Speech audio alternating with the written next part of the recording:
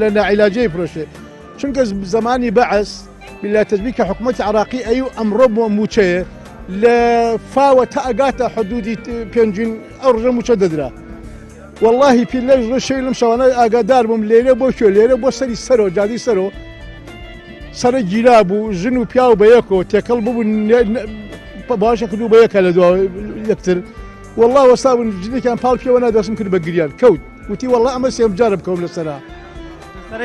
لەسەرەی موچا بەڵێ ئەوەی ئەمانە ئەیکەن واللهی فرعون نەیکردووە والله فرعون نەیکردووە ئەو خەڵکی کە دێتە ئێرە لە بەرناساری پێداویستەکانی خۆی فرۆشێ بە چ قیمەتێک ئەو شتەی خۆی بە ئەزانیش نەک بە نیوە قیمەت بە شای قیمەت دەیفرۆشێت لە نیوەش کەمتر لە نیوە کەمتر من تقریبا کەوانتەرێک بێ لە ماڵۆ ئایلەکەم جا دوای قسەیەکتان بگم توخوا بەڵام مەجالم بن ئایلەکەم تو لە هینە لە 2009 تا ئێستا دڵدە لێیەوە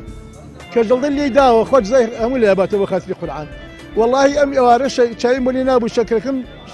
شەکردانەوە لە بەردەمیە واللهی ئازان دەسی بۆی گێڕتمەوە بۆی گێڕی وەڵا نایبینم جیانە تووشی هەموو جۆرە کەوانتەرێکمانەیە بەخوا 19 وەرەقەی پێدراوە وتم بیفرۆشم بڕۆم فەحسێکی چاوی بۆ بکەم و عەمەلیاتی چاوی بۆ بکەم گەیشتۆتەوە حاڵەتەی کە لەبەر بۆ نمونە دابین نەکردنی پارەی نەخۆشیەکە مەجبوری بیفرۆشم والله کە جا ئەگەر ماڵی کەوانتەری بە تەلەڤیزیۆن بێچی ئەم لاولە والله وتم زانین بردە ماڵ والله 300 نەرەن والله 250 بە قورعان 250 دینارە بە قورعان 250 دینار یعنی تقریبا 2 وەرەقەش ناکە 250 وەرەقەی ناکە 19 وەرەقەی پێدراوە بابە ئەمانە کردویانە ئەمانە کردویان بە میلەتە قوڕ بەسەر بابە ئێمە لەکوێ بووین کاتی خۆی پێشمەرگەمی لە دڵەوە دابەزین هەتا ئێمە هاتینە خۆڕەوە تا کفری تەقەیەکمان نەکردووە یەکیش لێ پێڕاوی لاسیکمە لە پیا بووە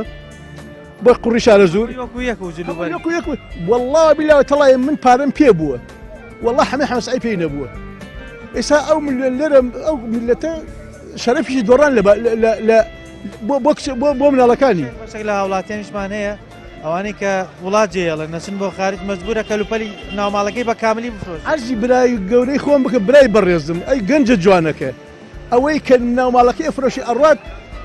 وتەبێژەکەی پارتی دموکراتی پارتی دیکتاتۆری کوردستان نەک دیموکرات ئەڵێ چی ئەڵێ وەڵا ئەوانەی شەڕی ناوخۆ هەیە لە کوردستانە شەڕی پەکەیە پەت لەیەڵن پەکی داما لەکوێیە بابە ئەو قسەیکە ئەو قسەی ئەو نامۆقەڵەی کە کردی خۆی باوەڕی پێ بێتی با ئەمانە ئەزانی تاغوتن